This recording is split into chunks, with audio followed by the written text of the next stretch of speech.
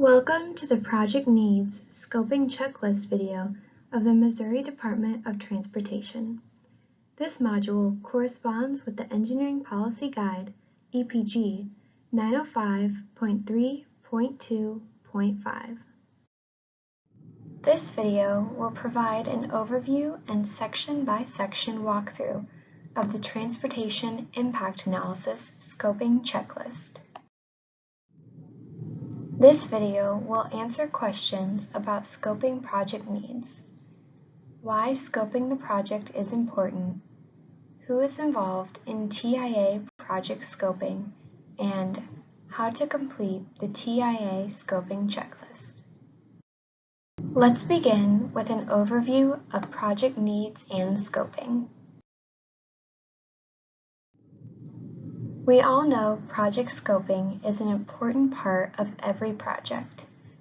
The project manager, modeler, reviewer, and other involved personnel use scoping to develop an effective plan for conducting the appropriate level of analysis, gain agreement on assumptions to be made to complete the analysis, to ensure that expectations are set before any analysis is performed, and to set the stage for effective communication throughout the process. A checklist is available to provide scope writers with a list of items that should be considered during scoping.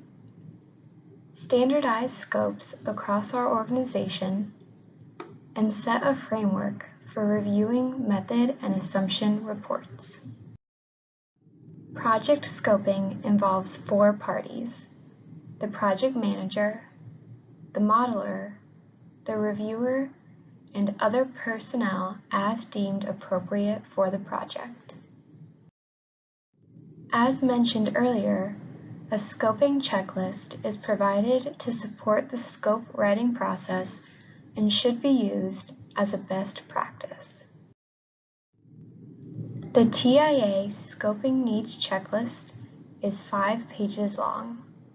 Page 1 provides instructions and an overview of the checklist. Pages 2 through 4 contain a checklist table for the project team to complete. Page 5 is reserved for team members to add comments if needed. You'll notice that the sections of the TIA scoping checklist and items listed correspond with the methods and assumptions report. There is a location for the reviewer to place a checkmark to indicate if the item was deemed acceptable or if the item does not apply to the project. If an item applies to the TIA being reviewed but is deemed unacceptable or in need of adjustment, leave the checkbox blank and address the item in the comment section at the end of the checklist. The focus of Section 1 is to identify and coordinate with appropriate stakeholders. The Method and Assumptions Report provides a section to enter key stakeholders that include MoDOT representative, FHWA representative, and county or municipal representative. Additional stakeholders can be documented as needed. Section 2.1 ensures the need for the study is clearly conveyed. This section asks you to review aspects such as forecasting future travel demand, evaluating network or facility performance, and general order of magnitude estimates, among others. You should consider asking questions like, why is the study being completed? What measures of effectiveness, MOEs, are needed? How will the TIA be used? And who will be using it? Section 2.2 prompts you to verify that all previous studies are included. You'll want to ask yourself, are previously completed studies documented? And if so, are the studies relevant? For example, you're looking for the studies to be in the vicinity of the study area, in a similar time frame, or for a similar project purpose. Section 2.3 focuses on the study schedule. You should verify that the study schedule has these items at a minimum. The list includes things like the start of analysis date, review periods for stakeholders, and other important dates that should not be missed. In Section 2.4, Key Project Stakeholders, you will be asked to confirm that a staffing plan is included, especially for traffic staff. The plan should include a list of staff who can be contacted if the TIA reviewers have any questions. Section 3 asked you to review the study area. Is the study area defined? Is it appropriate? You should consider interchanges, intersections, and corridors. Supporting figures are often the best way to convey the study area. Section 4, Analysis Years and Periods, prompts you to verify that the analysis includes the existing base year, the assumed interim or opening year, the horizon or design year, and the horizon years for safety projects. The analysis should also include AM and PM peak hours. With regards to time of day analysis, typically only AADT forecasts are needed for planning level studies. Project level operational analysis will typically include AM and PM peak period forecasts. Safety studies may perform time of day analysis at specific locations, such as schools, which see disproportionate volumes during peak hours. Determine if a peak period of 1 hour is sufficient or if a longer period is needed to capture the buildup and dissipation of congestion. The appropriate years to analyze for a project vary based on how the project will be used.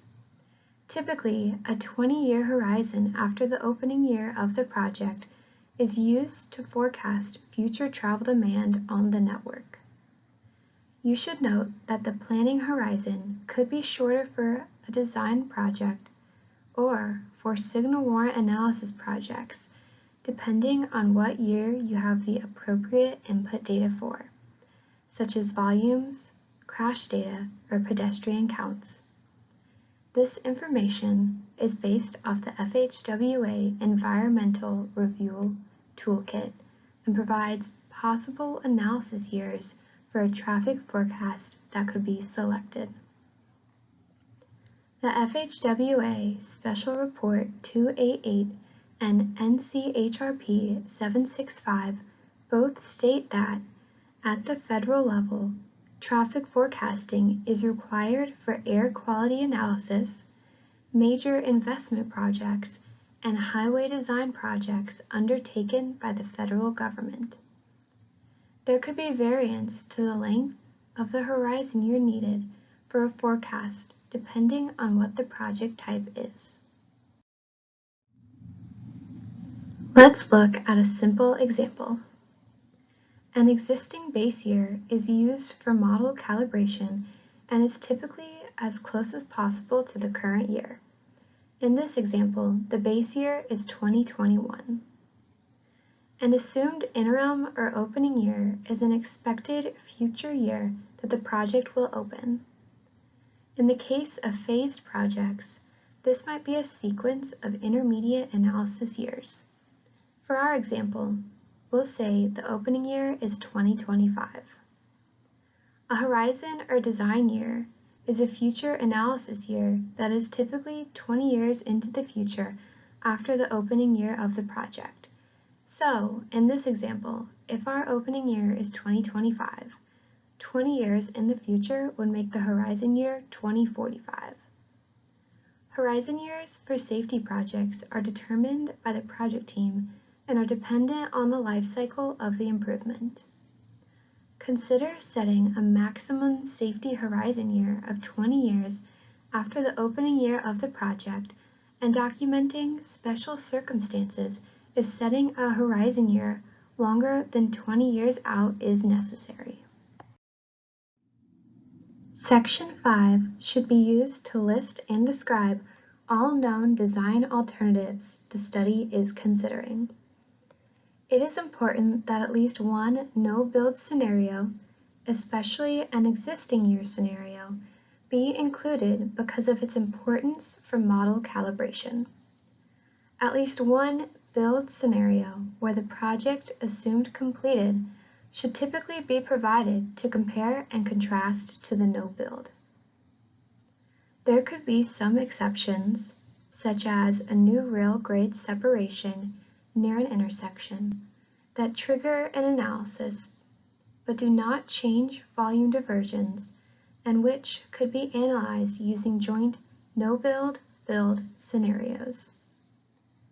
Descriptions of the future alternatives, including the no-build alternative, should include any other planned projects that will be incorporated into the alternatives, such as STIP or LRTP projects.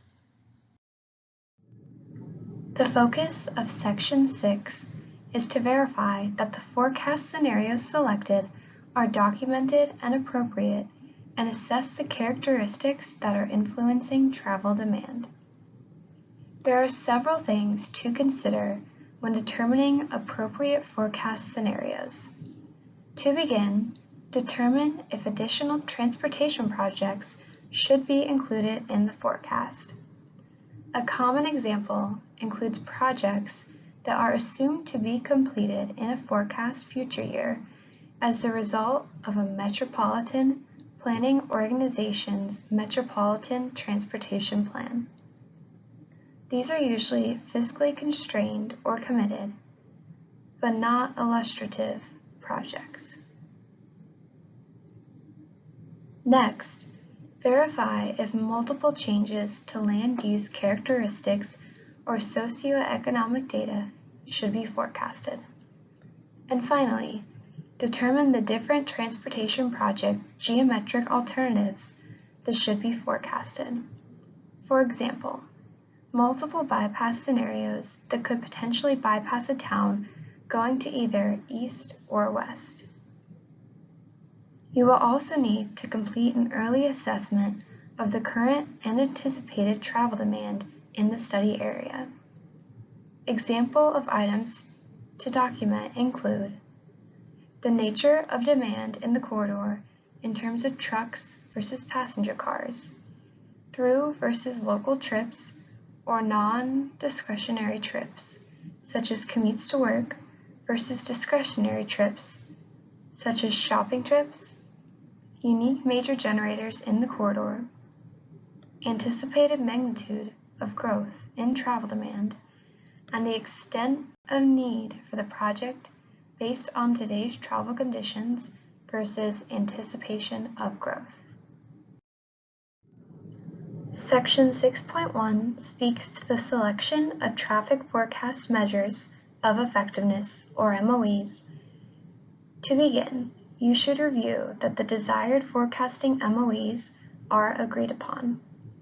Traffic forecasting MOEs could include, but are not limited to, daily traffic volumes, peak hour traffic volumes, vehicle hours traveled, and vehicle miles traveled. If traffic forecast or the forecasting process are used to compare alternatives, this section should be used to list the MOEs agreed upon by the project support team and should justify the reasoning which was used in selecting those MOEs. These MOEs focus on quantifying the achievement of traffic forecasting and traffic demand objectives. Traffic operations and safety MOEs are discussed in subsequent checklist sections. The goal of Section 7 is to determine and document the appropriate traffic operation analysis software programs and software versions for use in the study. This decision should be made in coordination with stakeholders. Section 7.1 should be used to establish and document minimum levels of service or specific mobility and/or safety targets for the project. These minimums or targets may be defined individually for each interchange, intersection, or corridor, or they could be defined generally for all locations within the study area. If the target is simply to improve over future no-build conditions, that can be documented here. This is a continuation of Section 7.1. Displayed is an example table that might be used to communicate several mobility and safety targets specific to individual intersections in a study area. You'll notice that the intersection control, mobility targets, and safety MOEs of focus are noted in the table for each location. Section 7.2 should be used to communicate the desired MOE parameters, including a description of the MOEs and a list of the data that will need to be gathered before software analysis can begin. These MOEs focus on quantifying the achievement of traffic operations and safety objectives. Also, MOEs that will be used for calibration should be considered in addition to MOEs that will be used to compare alternatives. These MOEs will likely overlap, but may not be exactly the same. For general background information, definitions, and the typical usage of MOEs, refer to MoDOT EPG 905.3.2.3, Determine the project's analytical context, and 905.3.3.4, Assess what type of data is needed, and the FHWA Traffic Analysis Toolbox Volume 6, Definition, Interpretation, and Calculation of Traffic Analysis Tools MOEs. Section 7.2 should also establish data collection methods for how the identified MOEs will be determined. Using a table like the one shown here is an efficient way to communicate this information. Examples of data collection methods include field observations, existing databases and reports, photos, and videos. Notice that this example table lists the parameter being used, a brief description, and a source for the data. More information can be found in MoDOT EPG article 905.3.3, Data Collection. Section 7.3. This section should be used to communicate and document the MOEs that will be used during the calibration of the model, if applicable. Examples of calibration targets include simulated traffic volume for peak hour, simulated travel time for peak period, and maximum simulated queue length for peak period. MoDOT EPG 905.3.5.3.2.3 contains more information regarding calibration and setting targets. Section 7.4 prompts you to check that the traffic analysis software programs to be used and the justification for program selection are documented. In case of multiple programs being selected, you should specify what task each software program will be used to complete. The M&A report includes a checklist, which should be used to communicate the traffic analysis software programs that will be used to carry out the study. These programs include Highway Capacity Software, or HCS, VISM, Synchro, SimTraffic, and Sidra. If you'll be using a program that is not listed on the checklist, you should specify the name of the program in the Other option. Also, you should enter the version or build number of the software program to be used in the analysis.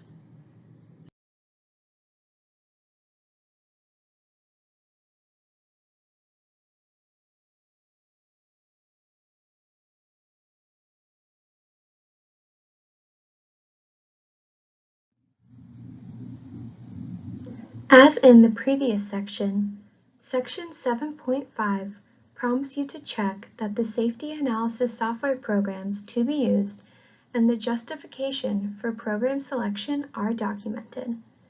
In the case of multiple programs being selected, you should specify what task each software program will be used to complete.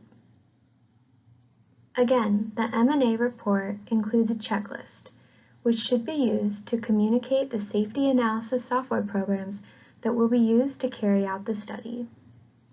These programs include Highway Safety Manual, HSM spreadsheets, ISAT-E, and IHSDM.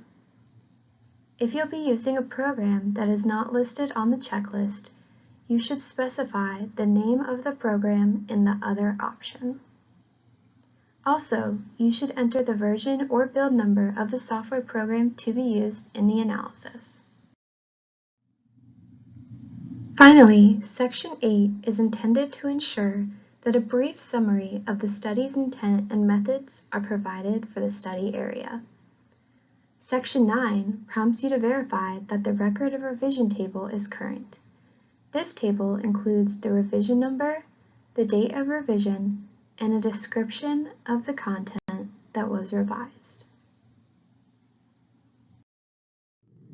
Time to see what you've learned. True or false? One of the reasons that scoping the project is important is that it establishes the appropriate level of analysis to be completed. The correct answer is true. The goal of scoping is to establish the appropriate level of analysis to be completed. Which of the following is not a benefit of the project scoping checklist? Is it A, standardizes scopes, B, provides scope writers with a list of items to be considered during scoping, C, sets framework for reviewing method and assumption reports, or D, calibrates a travel demand model? The correct answer is D. The project scoping checklist does not calibrate a travel demand model. Who is involved in scoping a TIA and using the TIA scoping checklist? Is it A, the project manager, B, the modeler, C, the reviewer, D, other personnel as deemed appropriate, or E, all of the above?